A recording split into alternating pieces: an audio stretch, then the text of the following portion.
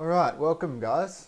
This is Nathan Phillips and I would like to welcome you to the first actual video trick tip that I will be posting on my channel.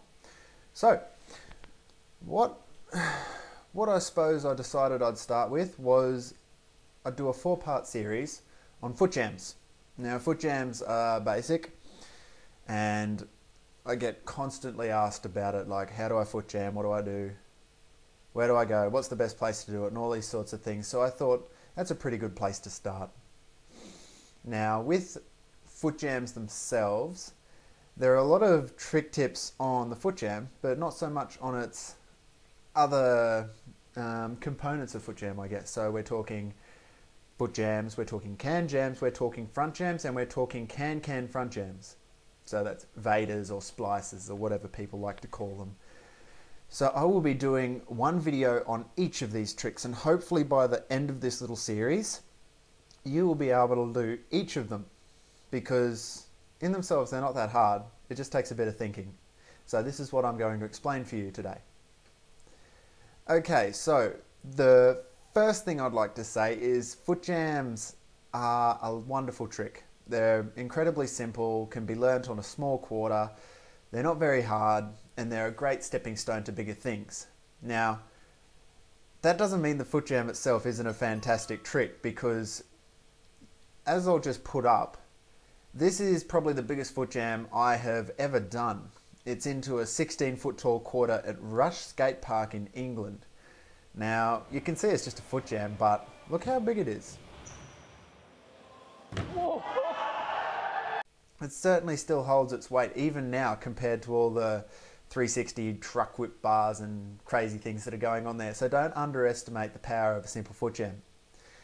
So before we get started, I'd just like to mention that if you do like this video, like and subscribe, because there will be more coming. Okay, first things first. Let's think about how we actually want to hit this trick. How fast do we want to go? A foot jam, you come up at about the speed for, if you were just going to do a very small fly out, like landing on the coping and then just dropping straight back in. You don't need much speed for this trick. Second thing, which a lot of people really don't understand, is you need to carve. You need to carve across the ramp. If you don't actually carve, well, you're just going to go straight up, put your foot in and fall over.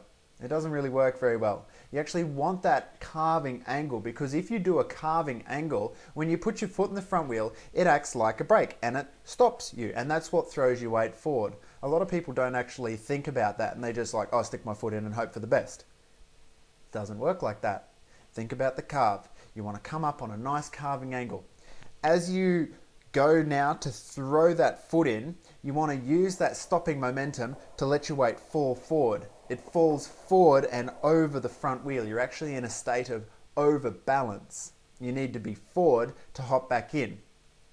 From there, once you're leaning in, you kind of just twist your weight, drop your shoulder, your inside shoulder, whether that be your left hand shoulder or right hand shoulder, doesn't really matter. You drop it, so long as it's falling into the ramp, and then seriously, the hop in is super easy. You just take your foot out with a little kick and away you go. And you're stoked on life because you just landed a foot jam. Now, a lot of the problems that come with this trick that people don't think about is how to actually get back into the ramp. One big problem is people lean out too much and they fall off to the side, and they can't understand why they keep falling out. The reason for this is you actually need to visualize your wheel as your base.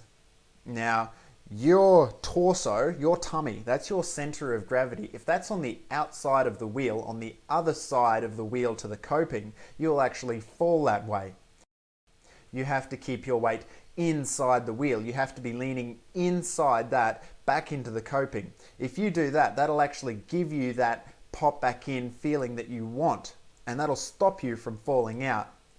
Second thing is people wonder, why do they keep falling backwards? They've got the balance point, but they keep dropping their wheel on top of the ramp, or when they go to hop back in, they actually hop back in fake into the ramp.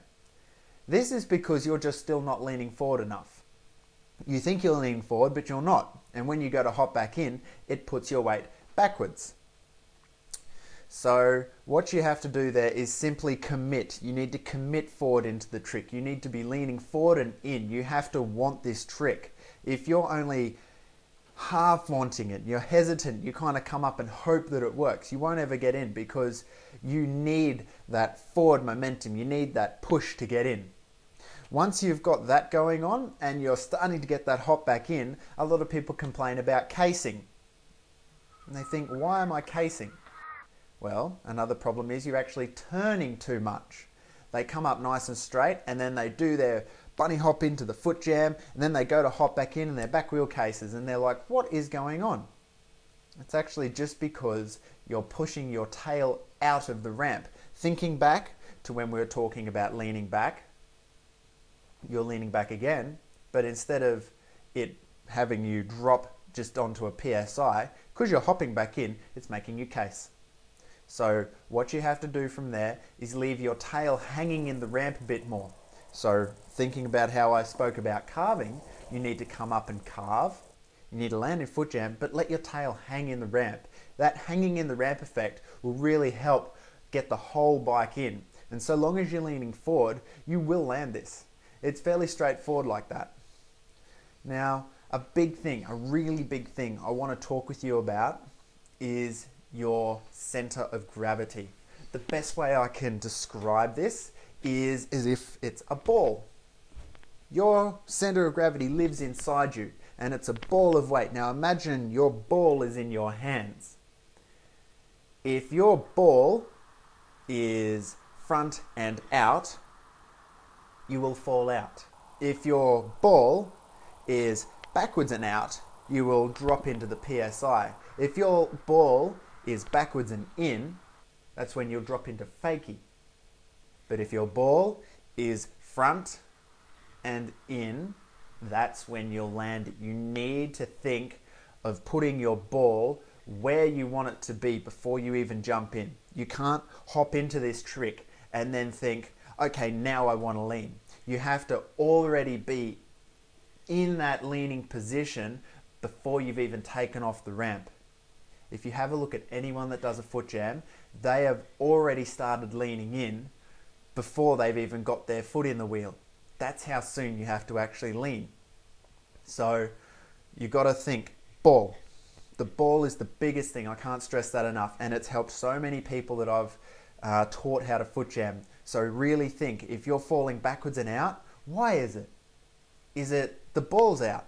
Which way is the ball? Where is your ball? Put your ball forward and over the bars, into the ramp, and that's when you will land it.